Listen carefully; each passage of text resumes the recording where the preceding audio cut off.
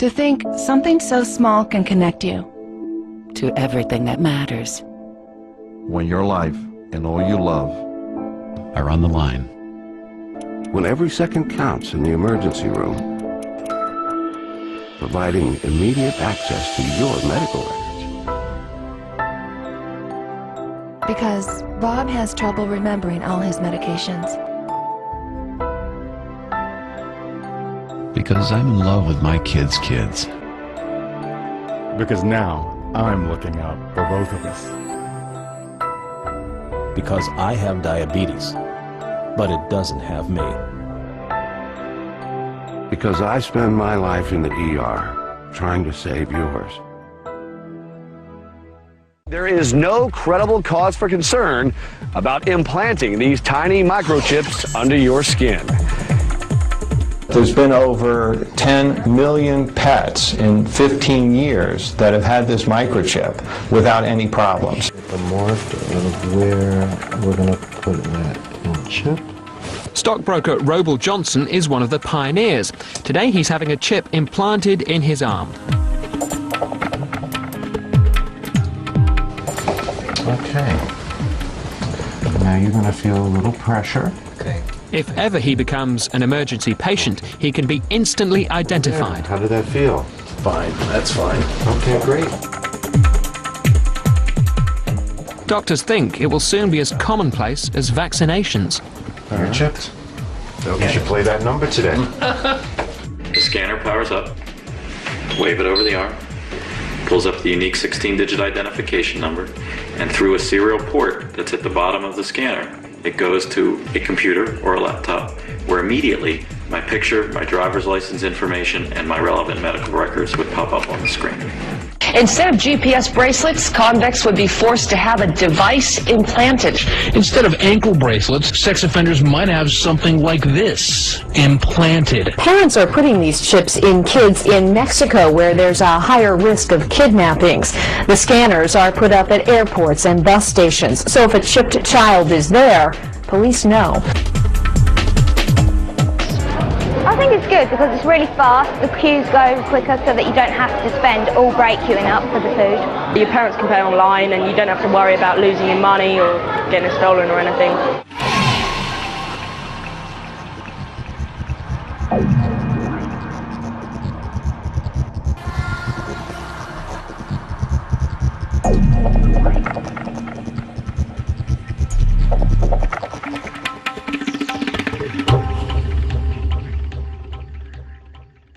The latest technology for identifying people at the point of sale, for identifying people when they make purchases, is actually the implantable chip that you can actually embed directly into human flesh.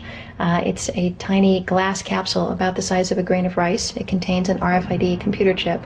I think that within 20 years when you get born you will get a chip. Super sinister situation when you look away the first world funds come from. It's a super sinister situation when you're buying your food by. And it's a super sinister situation when you look away the first world funds come from. It's a super sinister situation when you're buying your food by. Money, money, money, all I ever hear these days. Every song that the DJ plays, talking of a similar situation. Ain't got none and got to get some. Gotta have more than I had before. Gotta have more than the man next door. Every day I gotta make some more, some more, some more. Well, give me a break, yeah. Let me take some time out. Gotta frisk my mind down before I lose my life. So give me a break, yeah. Let me take some time out.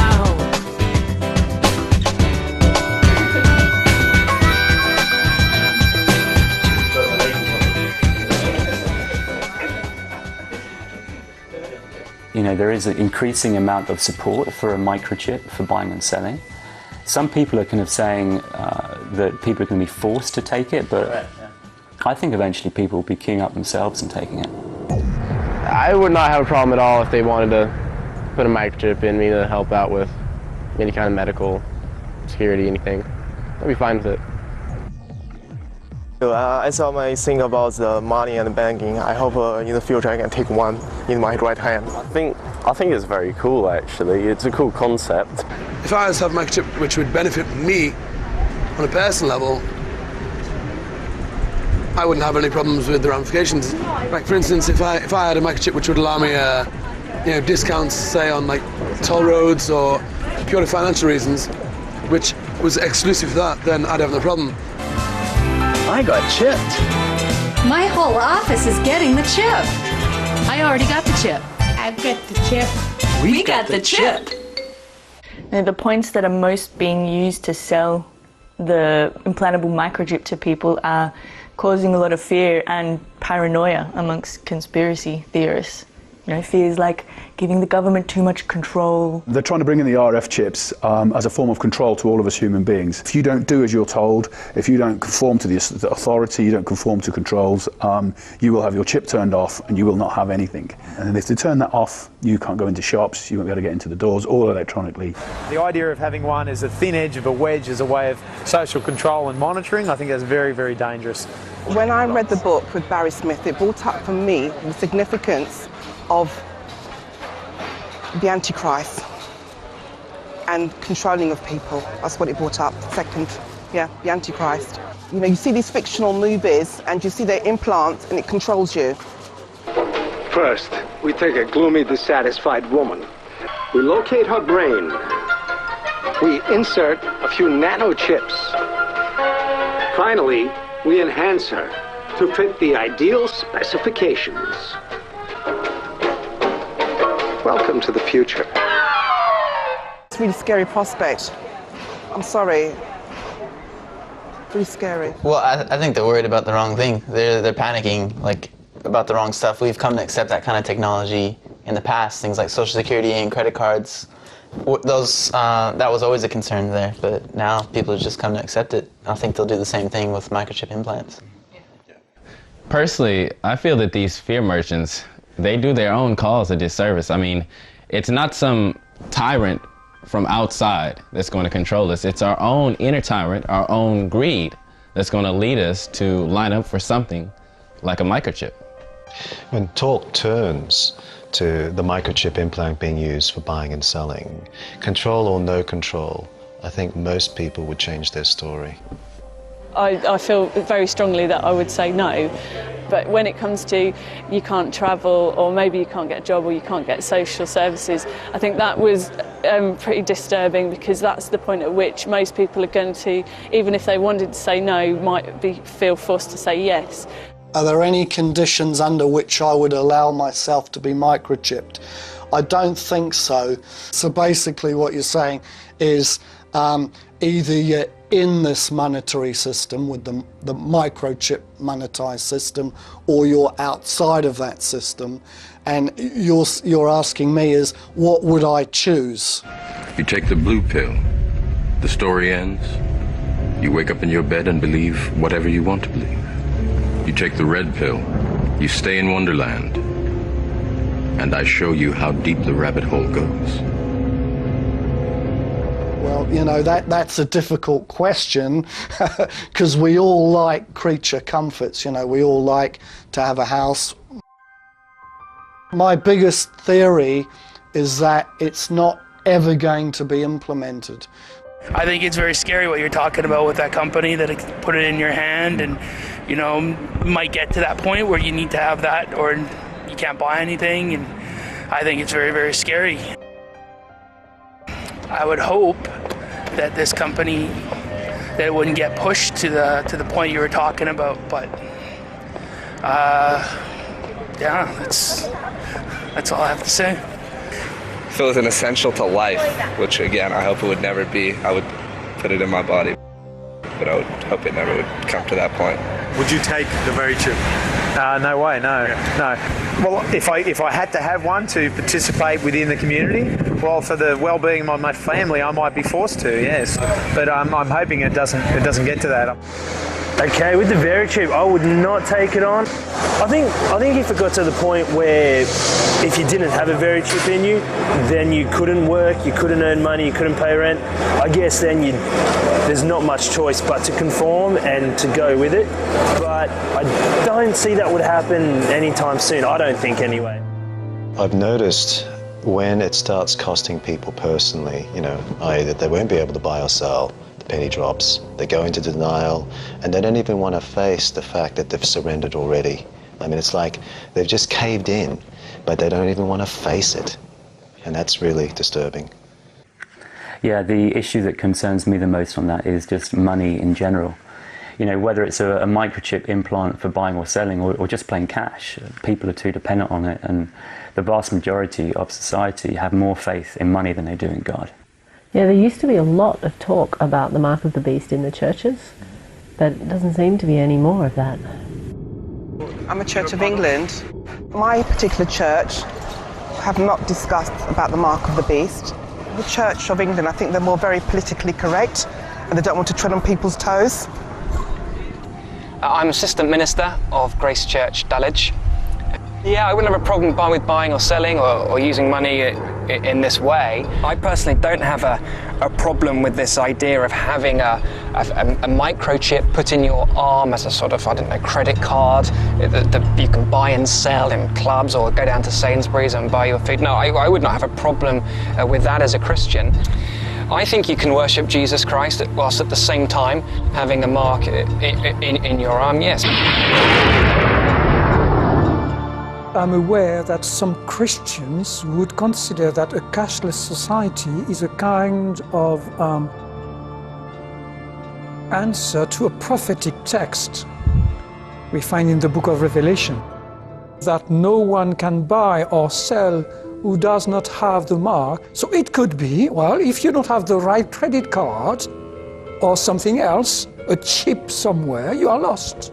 I can understand this kind of interpretation. According to our interpretation as Adventists, Seventh-day Adventists, we consider that this idea of worship is a dominant theme here in chapter 13. And when we say worship, we add a small word to explain, day of worship. This idea of selling or buying is not the main topic of chapter 13.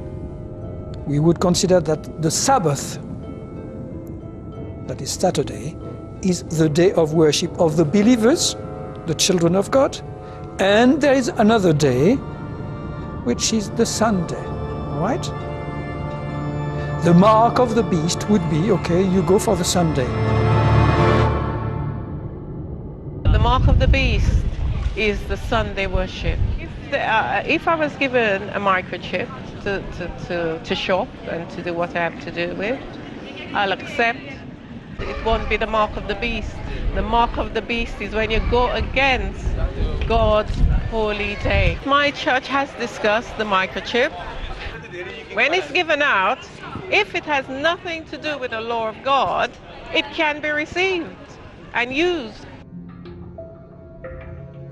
Not so many churches have taught about the mark of the beast. They actually are silent about it, and they don't really teach you about it and how to avoid it. My particular church have not discussed about the mark of the beast. If you want to have a congregation that's big, you want to have people follow you, then you've got to speak about prosperity. It's like, okay, God is going to raise you up, or God is going to give you this, He's going to heal you, He's going to give you this or that. And I've been trying to show you that the Bible teaches that God wants you to be rich, that God wants you to prosper. He wants you to be abundantly supplied. If you concentrate on prosperity and you think your life revolves around money, then you're worshiping the beast. And when we say worship, we add a small word to explain, day of worship. I think you can worship Jesus Christ whilst at the same time having a mark in your arm, yes. Most of the churches, or the vast majority of the churches, are not teaching the masses or the followers, that would be followers of Christ, about the money, and that the money is a way of worshiping, is a form of worshiping the beast. Hallelujah! Money coming to me now! Money coming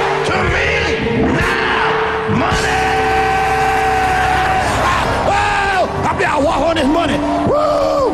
Woo! Woo! Get some anointing. You put something up here. Woo! Put this anointing on it. I tell you what, you put something up here. I'm put this anointing on this money, man. Woo! Woo! Woo! Hallelujah!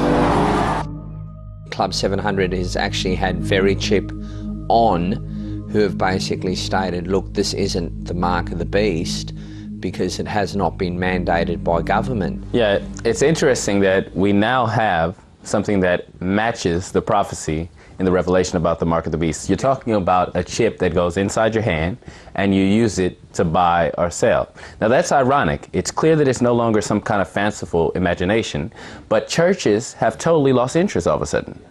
Yeah. Yeah, like even trying to get an interview with a minister, you know, on the topic of Bible prophecy is pretty near impossible these days. You know, and I think those that do agree to, you know, to be interviewed, I reckon that they must probably get disciplined about it afterwards, because it shows them up. It shows them up that they haven't got a clue. You know, they don't really know. Well, is it really that clear? Well, what do you mean by that? Well, are we just assuming that it's the connection between the prophecy and the revelation and the microchip implant is really that clear? Well, maybe what we could do is like go out on the street and show people, you know, the Bible passage, show people like the article about the very chip, and talk to people, you know, explain to people about the very chip and see if people see it as clearly as we do. Yeah, why not? We've got the equipment, we've got the resources, we've got the motivation. Let's do it. Yeah. Okay. Did you pat the mic? Have you got any spare batteries? I think so. We've got some tapes. Excellent. All right, London, here we come. Jess, we'll give you a call when we get to town. Okay. Take care. See you. Bye bye. See ya. Okay.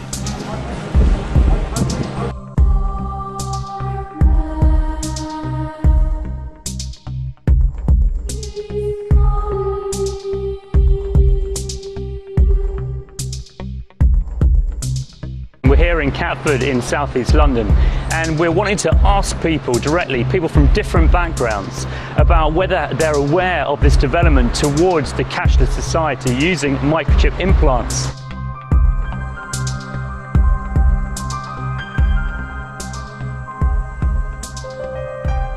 Okay. And it causes all, both small and great, rich and poor, free and bond, to receive a mark in their right hand or their foreheads. And that no man might buy or sell save he that he had the mark or the name of the beast or number of his name.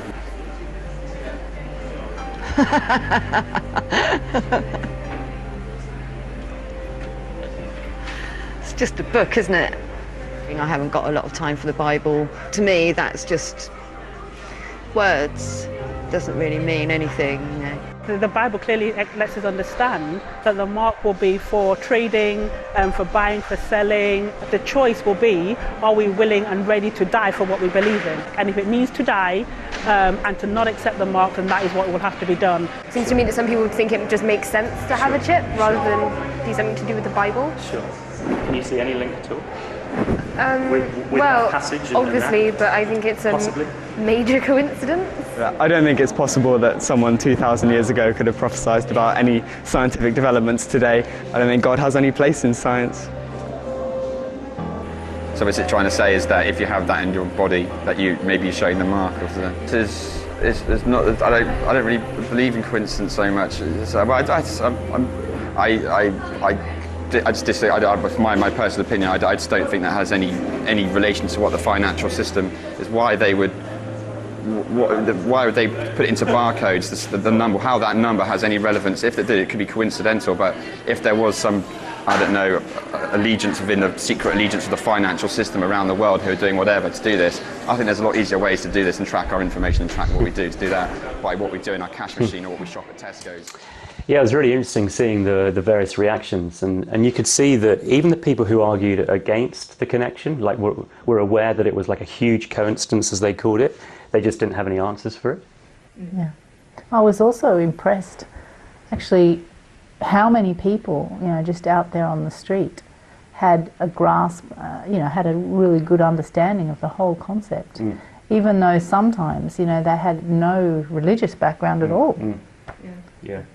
And there are a few people I spoke to who could see that there really would be pressure on them to take this chip. A chip that the marketers and makers of it say they would never force on anybody. Yeah, right. Should we keep watching? Yeah. Yeah. But there is a fine line between that. Well, I don't see the relevance in that. But I think what you're right. I know it's not your opinion. Maybe it is. I don't know. But I know that we are being tracked and we are being traced, and our information is being sold and it is being passed. But whether this has any relation to that, I don't think so. My personal belief. There's no way I'd want to put the chip into my body if it's been said before that it's going to be part of some beast or whatever else it's going to be. So I wouldn't want to do it. I would totally see where this would tie into the whole Revelations Antichrist thing. But I could see definitely how people would think that a microchip could be construed as a mark of the beast. If it comes down to that, the chip is the mark of the beast, and because of my Christian faith, I will never wear it. The Christian faith and several other faiths have intertwined into it a mark of the beast concept, which is generally seen these days and accepted as the microchip. It's going to have a massive effect on people consciously and in their communities. There's going to be a rejection on that level alone. If I was to be cut off, I still wouldn't take the chip. I would find a community, no matter how hard it took, that didn't require that level of submission. Yeah, what I found most interesting about watching this is that the people who could see the issues most clearly were usually not religious. They're oftentimes on the fringes of society, the kind of people that Jesus really would have associated with. And well, I met these street punks, these people in Utah, and I barely mentioned the implantable microchip with them. And what they said was pretty good. Maybe we can check it out and check it out. Yeah, sure. Have a look. Oh, the computer chip that they're gonna put into us. That hey, you know what? I think about that one. If you read the Bible, dude, it says you cannot buy, sell, or trade without the mark of the beast. It's so easy. It's convenient. It's right there. Beep. Oh, everything's right there. Beep. And I will never ever put a chip in me or in any of my children. Oh no, that's I don't want to be marked, man. The people that actually have the chips and the cards, you would not believe how much that they actually waste.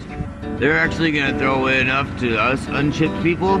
We can actually survive, dude, without chips. Because money is just paper shit. It's nothing. Why would I trade paper shit that you can't use? There's no use for it. Like, you can't make it into anything.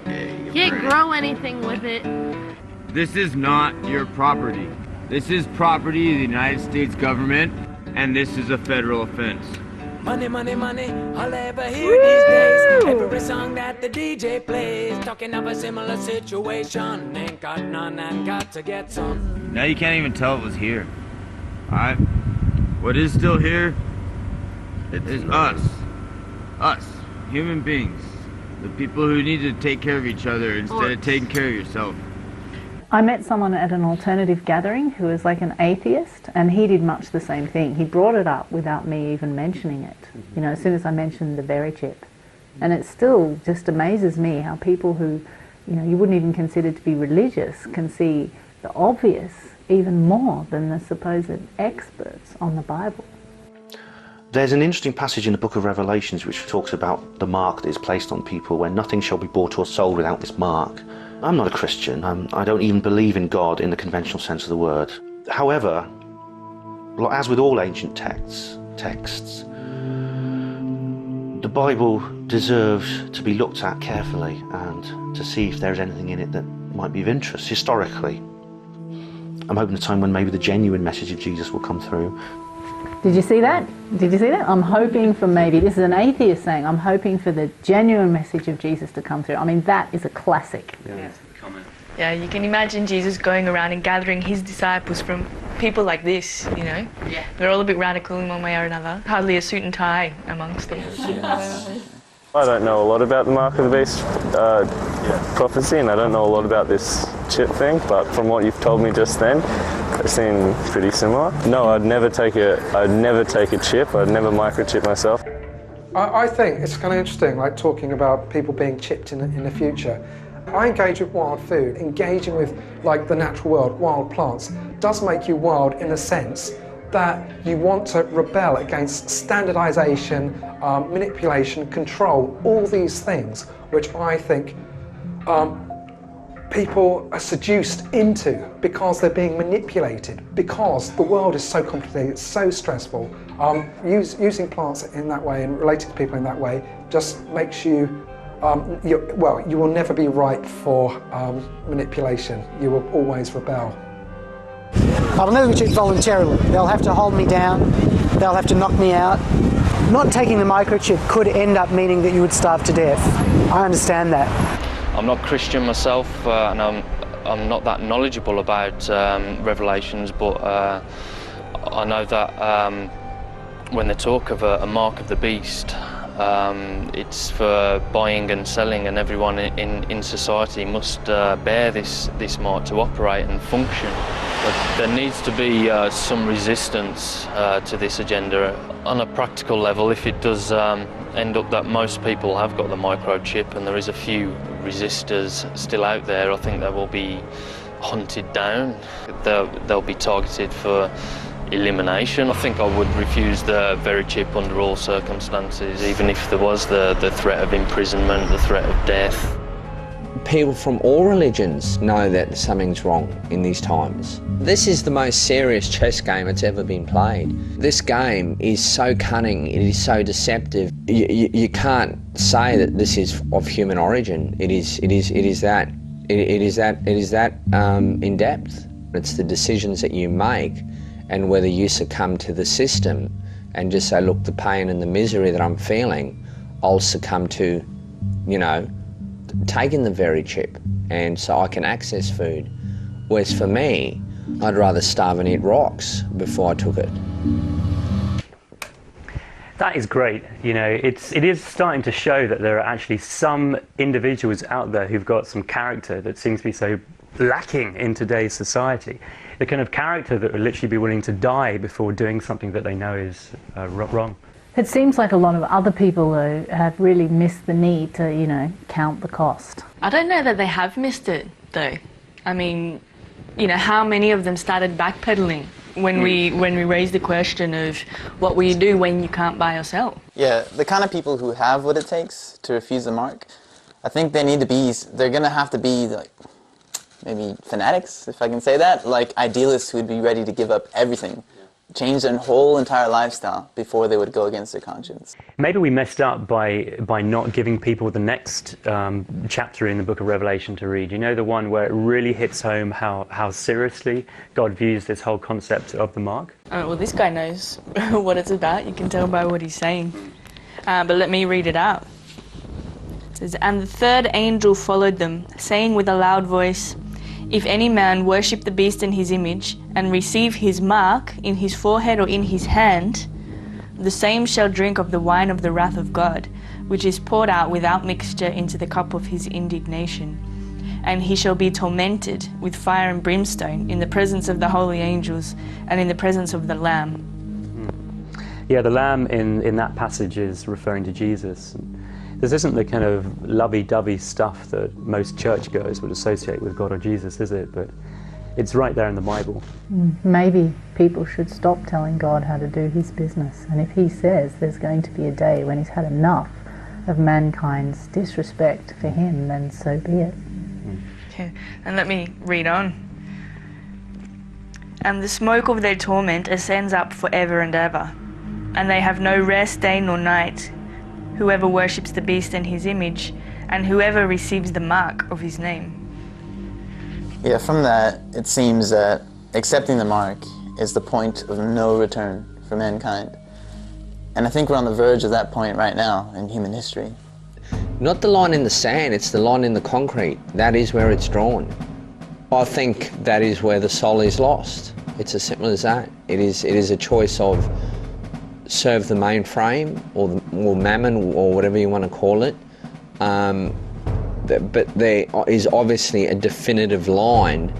Actually, I did let that one marketing guy who I interviewed in the cafe earlier read the passage, which is probably why he fell to pieces so much. My guess is that he'd never even heard of that passage before, and he chose not to accept it, probably because it was easier to stay in denial. I don't know. I think that's very negative. I don't like to think that these things are negative. I wouldn't want to read that paragraph then think that's a negative thing. Just to take that leap from reading a warning sign to actually taking it to factual facts that it's happening is a massive leap of... I don't know, for me I think that's a massive bit. I can see it as a warning, and there's loads of sections which, you know, this is what we experience in this time and whatever, and take heed of this, but I don't think it's that translatable to now, I don't think, for me. Yeah, I think it's interesting that the verse about not taking the mark of the beast is followed by a verse which talks about people dying for their faith. I mean, that's what it's coming to, you know, and that's what people don't want to think about. But here, let me read it. Here is the patience of the saints. Here are they that keep the commands of God and the faith of Jesus. And I heard a voice from heaven say to me, Write, blessed are the dead which die in the Lord. One of the problems that I found about most religious discussions concerning the book of Revelation is that it's all about matching up symbols and dates, or trying to convince people that your church is the one true church. It never seems to relate back to the teachings of Jesus. But when you recognize that the mark of the beast, you know, is all about buying and selling, there is an obvious link. Jesus, you know, commanded his disciples not to work for food, not to even think about where their material needs would be, you know, come from, or you know, how they'd be met. But where is there anyone today actually teaching people to obey the teachings of Jesus? You know, Jesus made it clear that the choice would be between serving God or mammon, or God and the mainframe, as that guy Greg put it earlier. Yeah, there's a guy here in the UK who's been living like without money for more than a year now. And he's not really the religious type, but he's got it really spot on about the buying and selling. And he seems to understand that it may cost us our lives in the end. Yeah, I've been thinking about this, and I feel like sometimes the soldiers of peace aren't as brave as the soldiers of war. And that if you see the soldiers of war going into battle, they're prepared to die for what they're doing. We all need to be a little bit braver. We all need to stand up and be counted and be heard. I think we all, myself completely included, need to be braver.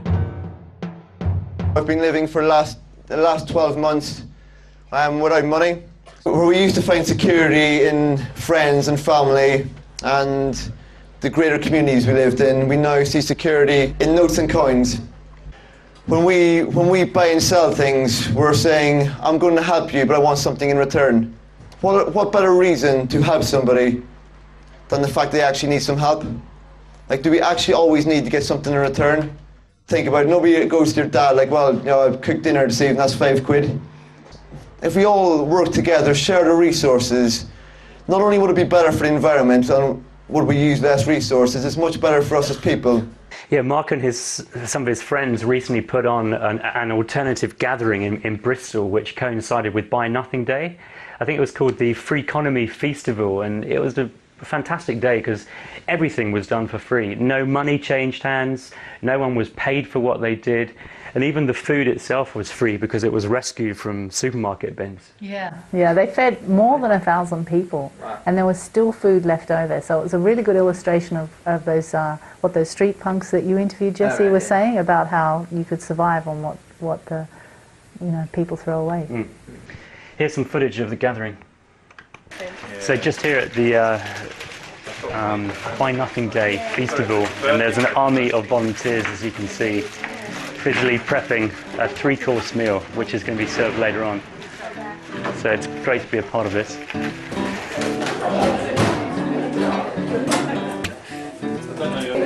Most of the food that I get is from the back of supermarkets. About 90% of all the food I eat, gets found. I'm just amazed that all this food goes to waste. Do I live to work or do I work to live? And do I give to earn or do I earn to give? And if I do my best for society, will they care about money or will they care about me? I think this is wonderful. It's really nice to all be under the same roof. I'm a language teacher, so I brought loads of sort of French books and dictionaries and textbooks and stuff like that I don't need. And I found chocolate spread, so I exchanged it linguistic for chocolate spread. There you go. my first experience arriving and finding that everything's free. I think it feels nice to yourself to have donated something that you don't need anymore and then take something that you actually need. No, this is a new experience for me, but I would happily, as long as it's still healthy, it's not going to make me ill, I have no qualms about eating food that's out of date. It was much nicer than going into a shop and exchanging money. Hello! Can I have everyone's attention for 40 seconds maybe? I know there's a wonderful clothes swap going on. What we're doing is we're doing a clothes swap. So basically any clothes that you like them, they're good clothes but you just haven't worn them for a while. You bring them along, trade them in, like this nice, jazzy waistcoat. Yeah. And then see if you can find anything that you like. I think it's a fantastic way of kind of making an active decision to kind of not involve money in things. You don't need money if people are prepared to share and swap. A whole new word, swap. Swapping. Sounds slightly Dutch. Swap. Yeah, good. We're swapping today. Swapping. Yes, it's like shopping, not quite. It's just a really fun day. It's so nice to see so many kids. It's nice to see so many people just really enjoying themselves, and also the slight bewilderment on people's faces when they're like, so I could just take this. It's like, well, yeah, it didn't cost us anything, so just take it away. People are surprised that everything is free, but it's just proof that it can exist and it can happen. Money's a pain in the neck. It's useless. It's like controls people, turns people into, I don't know, things that they don't want to be. Just doing whatever is thrown at me really. I was helping with some furniture being brought in, just chopping some potatoes now, and clearing up later on, and anything that needs doing, I'm up for doing it. I think I'm powering up the music system. Not sure how. Certainly, I think like people's generosity of spirit is always there. Just needs to be given the space to sort of freely flow. Ooh, shining eyes still see. Ooh, docile dreamers roam. Ooh, have it all, but the best from me.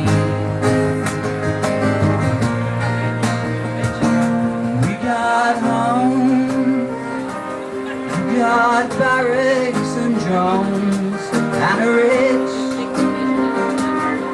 voice sits on your throne. I got empathy, you got apathy, I got home. Thank you, that was funny.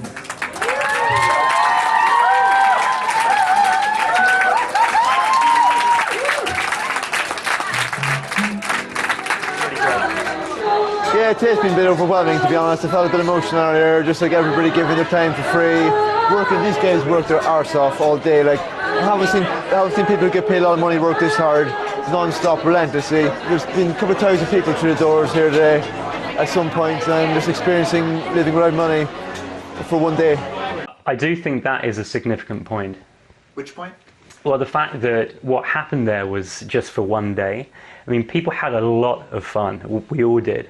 But as we've seen from the other footage, it's going to take a lot more dedication than that. I think Mark Boyle definitely could see that, but I'm not so sure that the others did. It's not just going to be about giving up the things we don't need. We may one day actually be forced to lay down our lives for one another. Yeah, I interviewed someone at that festival who was talking quite seriously about living without money. But it seemed like even in that setting, she seemed sort of somewhat cautious about what she was saying. I'm nervous about talking about it to people because even the hippiest of hippies get like their prickles come up when you start talking about doing the job that you want to do and not having to enslave yourself for your money, because no one wants to have to do it, so everybody hates it. So when someone comes along and says you don't need to do this, everyone gets like, but I do, I have to. And that tension, I think it all hangs on that tension in some ways. I mean, it compromises you're never giving totally and you're never receiving totally when you're using money, because you're always aware of the back current of the exchange. But when you don't use money, if you just are giving something and you're not thinking about what you're going to get back, it's a full-hearted gift. If you have to acknowledge to yourself your vulnerability, and you cannot pretend that you're not vulnerable, when you've got money, it masks over your natural insecurities, the needs that everybody has. We all pretend that we don't all share like these basic needs, and we can get away with that with money. But when there's no money, you're much more aware of how dependent on each other you are, and you're much more open in your vulnerability, which is a much more heart-centered, it's much braver, much more heart-centered way to live. Well, it's almost like a spirituality. There's that guy in the States, it is a spirituality for. Yeah. Yeah, I actually got an interview with Swello where he lives at his cave in Utah. He's the guy who's been living without money for 10 years, right? Yeah, 10 years, yeah, that's right. Dang. This is like my home base here. Like I have a cave here. And I usually stay here in the winter time. The cave's small, so I can keep it warm in the winter pretty easily. But I also have a camp in town, and that I move around now and then. It's very temporary. Well, everything is. And often in warmer months, I travel around the country, just live wherever randomness takes me. I remember thinking, going through periods where I thought that, or I wondered why we didn't practice the teachings of Jesus. It's like he was more of an icon to be worshipped than to be followed in practice. We divide the world up among different religions and philosophies, but to me there's only two. And it doesn't matter whether you call it Christian, Hindu, Buddhist, whatever. Basically they all boil down to love or money, God and mammon. The Buddha said there are two paths, one leads to wealth, one leads to nirvana. And Jesus said one leads to mammon and one leads to God. So those are the only two religions in the world. One's spiritual and one's materialism. Oh, there are no grounds under which I would allow myself to be microchipped.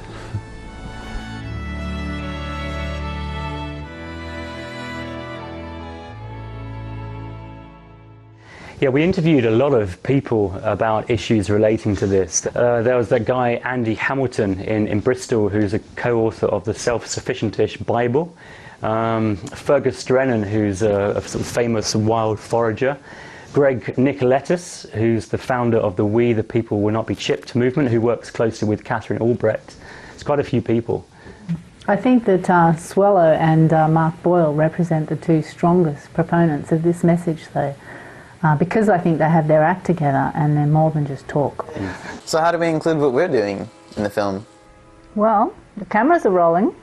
Why don't we just talk into the cameras? Okay, here goes.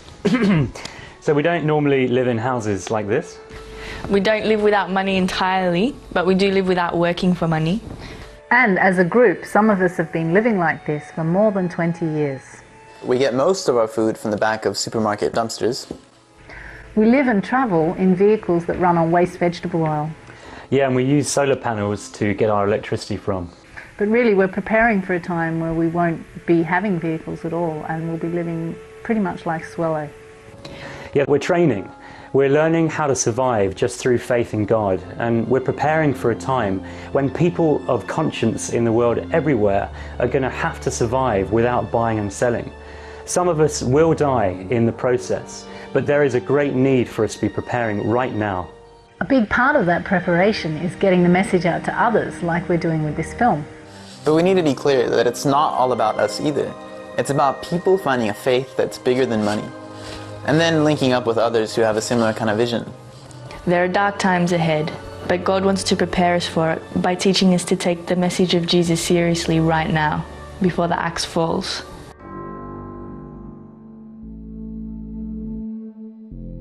It is necessary that you take this disc out that's out in the street, make a copy, make 100 copies. It's for everyone. Don't take the mark of the beast. Don't take the mark of the beast. Don't take the mark of the beast. Don't take the mark of the beast. It's a conspiracy. That's why they're feeding us TV, CDs, video games and DVDs, so we believe these to be giving us verity. Welcome to the edge of subliminal tyranny. They're giving you liberty to be who you wanna be, as long as you constantly enslave the economy. It's corporate thuggery, soon they'll be giving you microchip and technology. If you wanna be free, then please leave this scene. Flee your ID from the beast PC. These prophecies will release the remedy, but if you practice them, you will be caught a radical enemy. Keep your energy clean and redeem peace free. We believe the greed breeds mean deeds. We sold the seeds to achieve a real peace, but we will never take the mark of the beast. Don't take the mark of the beast. Don't take the mark of the beast. In times as dark as these, please don't take the mark of the beast. Don't take the mark of the beast. Don't take the mark of the beast. In times as dark as these, please don't take the mark of the beast. What is going on? We got a choice in store that'll count for oh so long. One chance to make it right. One path that leads to light. One path that leads to fire. Yeah. Will you stand up for truth or sell your soul for high?